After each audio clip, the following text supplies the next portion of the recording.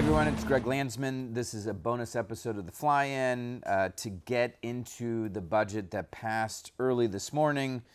We're going to talk about what's in the final bill, what transpired over the last 2 days, and what's next for this bill.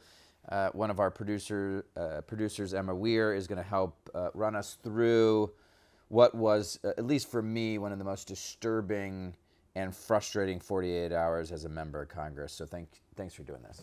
Yeah, it's good to be here despite a really awful week, and I think we should just get right into it. What is in the final version of this bill, and how is this going to impact real people? So the bill's over 1,000 pages long.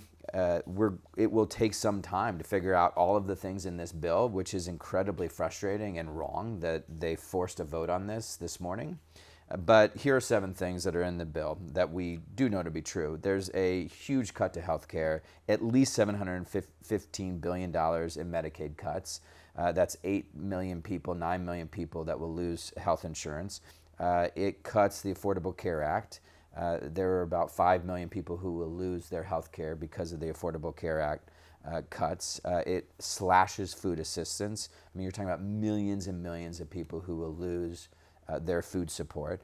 It adds trillions to the debt, so anywhere from $3 to $5 trillion in new deficit spending.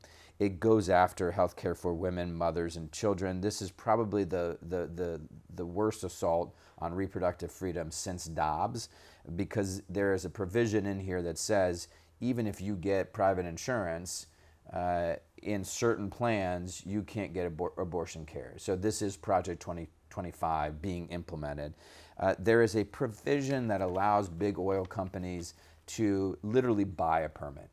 So if they've got $10 million, they can buy a permit. They don't have to go through the existing process.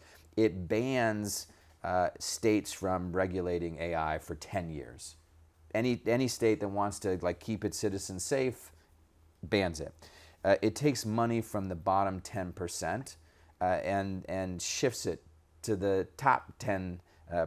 I mean, it is the largest transfer of wealth in American history from working people who are struggling, to the wealthiest people in the country. And there is a gun silencer provision that will make it a lot easier for people to get gun silencers. So it is categorically a terrible bill. So how did the last 48 hours play out? So 48 hours ago, they didn't have the votes. There were deficit hawks who said it's adding too much to the deficit. There were people who, on the other side of the equation, who said, look, it's too much and cuts to healthcare and food assistance. A lot of deal making, negotiating, all behind closed doors, with the exception of a visit to the White House from the Freedom Caucus, the deficit hawks. And they left that meeting with Trump, and all of a sudden, they started changing their tune. They went back to the Capitol, went behind closed doors again, kept deal making. And as they were deal making, the Rules Committee started. Before a bill can go to the floor, the Rules Committee has to determine what the rule will be. Is it an open rule where you can offer amendments? Is it a closed rule where there's no amendments? This was a closed rule. But we offered 500 amendments anyways, so that we could debate it on TV and make sure the American people knew everything that was in this bill that we knew, and how problematic it was, and to offer amendments to say, look, we can fix this with you. Unfortunately, they didn't accept any of the amendments. We had over 100 of us speak. I think I was 99.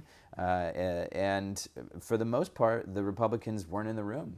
They had one person sitting in the chair, and then the rest of them just ignored any arguments that we were making, despite how significant of a bill this was. Once the Rules Committee got the final version, which was late last night, they debated it for maybe an hour or two, as they're sitting there reading it for the first time. And then the Rules Committee voted it out of rules and onto the floor. Through a few procedural mechanisms, we were able to extend the debate several hours because we wanted to make the case again as much as we could, even though they did it in the middle of the night. And at 7 a.m., there was a vote, and it passed 214 to 213. That's how close this was. What's next? Will the Senate take it up? Yeah, the Senate's taking it up now, and hopefully there will be more of a open debate, meaning that the American people will be able to participate, having the opportunity to read the bill, discuss the bill, and debate it on the floor of the Senate. They will have to pass a version of this bill, and then if it differs from the House version, they're going to have to meet and figure out which bill to bring back to both the House and the Senate. They could pass the House version. It does not seem like that's going to happen. Senators have real reservations with the health care cuts and the deficit spending, as we did. And they may pass a bill that the House will struggle to pass. And so there's still an opportunity to kill this bill. And because you're taking health care away from so many Americans, people will die. And my argument in Rules Committee last night was kill the bill, not Americans.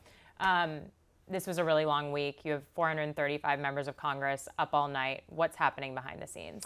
So because they could call a vote at any moment, you have to stay either on the floor or in the cloakroom, which is a sort of a room in the back. The Democrats have one, Republicans have one, and there's typically food and a ton of coffee.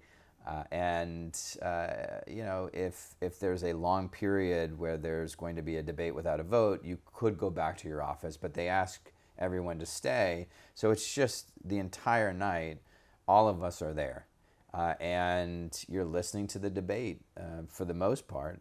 It was incredibly frustrating to listen to folks on the other side try to argue that people weren't going to lose their health care when we know that 14 million people are going to lose that's not us saying that. That's the Congressional Budget Office, which is an independent, non-partisan group. And it's going to add trillions to deficit, and it's going to take food assistance away from people. And I don't think they want to believe it.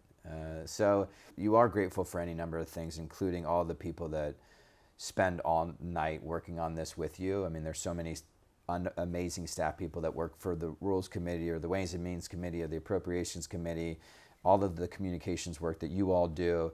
So over the course of the next few days and weeks, as this is playing out in the Senate, I do want to encourage people to follow all of this on the New Dems platforms. And so the social media stuff will pop up, but New Dems is a really good resource, and you guys are doing an incredible job keeping people up to date on everything, including this bill. We won't be here next week, so we'll see everyone when we fly back in